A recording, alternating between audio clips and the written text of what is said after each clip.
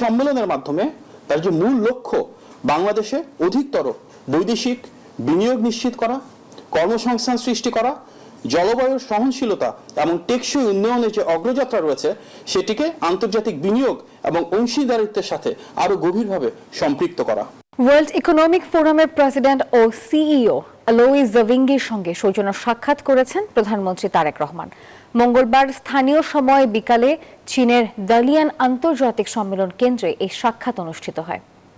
বৈঠকে বাংলাদেশের কর্মসংস্থান ও বিনিয়োগ বৃদ্ধি নিয়ে আলোচনা হয়।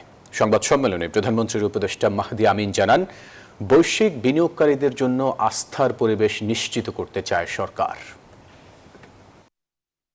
প্রধানমন্ত্রী হিসেবে প্রথম বিদেশ সফরে মালয়েশিয়া থেকে চীনে তারেক রহমান। মঙ্গলবার দেশটির দালিয়ান আন্তর্জাতিক সম্মেলন কেন্দ্রে তার সঙ্গে সৌজন্য সাক্ষাৎ করেন ওয়ার্ল্ড ইকোনমিক ফোরামের প্রেসিডেন্ট ও সিইও অ্যালোইস জাভিঙ্গি।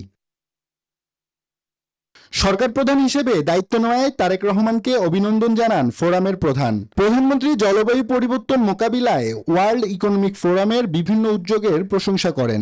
জলবায়ু পরিবর্তনের ঝুঁকিতে থাকা দেশগুলোর সহযোগিতায় উদ্যোগ নেওয়ার আহ্বান জানান। প্রধানমন্ত্রী জানান, বাংলাদেশ আগামী 5 বছরে 250 মিলিয়ন বৃক্ষরোপণের উদ্যোগ নিয়েছে। পাশাপাশি প্রায় 20,000 কিলোমিটার নদী ও খাল পুনর্খননের মাধ্যমে পানি প্রবাহ পুনরুদ্ধার, বন্যার ঝুঁকি হ্রাস এবং পরিবেশ সুরক্ষায় বাংলাদেশের উদ্যোগের কথা তুলে ধরেন। জানান, 2030 সালের মধ্যে মোট বিদ্যুৎ চাহিদার 20% নবায়নযোগ্য উৎস থেকে উৎপাদনের পরিকল্পনার কথা।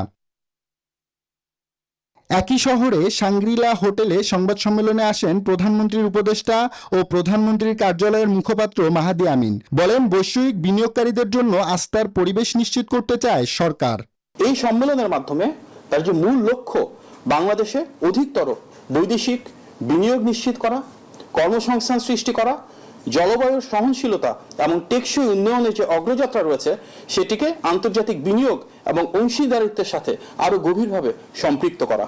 Climate resilience, climate security, climate finance নিশ্চিত করা is a key top priority. And to do that, we need to work with collective responsibility. World economic forum আয়োজিত সামার দাভোস 2026 অনুষ্ঠিত হতে যাচ্ছে। সরকার প্রধান হিসেবে বাংলাদেশের বাইরে এই প্রথম কোনো বৈশ্বিক সম্মেলনে যোগদান করেছেন প্রধানমন্ত্রী তারেক রহমান। আব্দুল্লাহ মামুন, নিউজ 24, ঢাকা।